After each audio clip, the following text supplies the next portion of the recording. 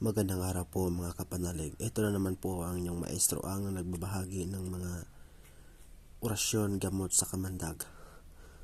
Ang ang pag ang paraan ng paggamit nito ay magdasal muna kayo ng isang sumasampalataya.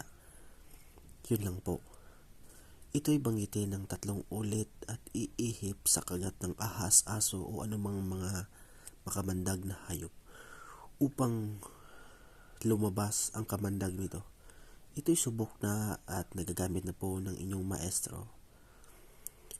Ang pagbanggit nito ay medyo mabagal na inyong isapuso. Huwag po na para kayong nagrarap or mabilis yung pagbanggit nito, sapagat ang pagbabanggit nito ay mabagal lamang. Natila ba kayo'y nakipag-usap sa isang taong banal? Yan po, sapagat ang usal na ito ay meron itong sariling buhay at meron itong sariling isip.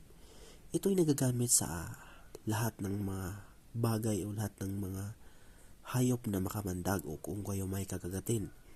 O kung meron din kayong mga langis na meron ding halo na pwedeng ipanggamot sa kamandag, mas mabuting usalin niyo po ito at isama doon at iihip sa langis at ipahid sa kagat ng hayop o anumang klaseng hayop yan na makamandag upang ang kamandag nito ay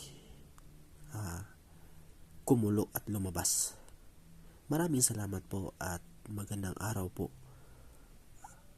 sa lahat ng aking mga kapanalig.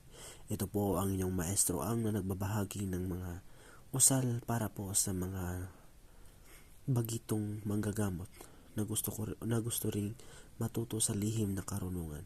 Mag-ingat po kayo sa mga taong nagpapanggap dyan ng mga albularyo na hindi naman tunay na albularyo. Maraming salamat po and good day.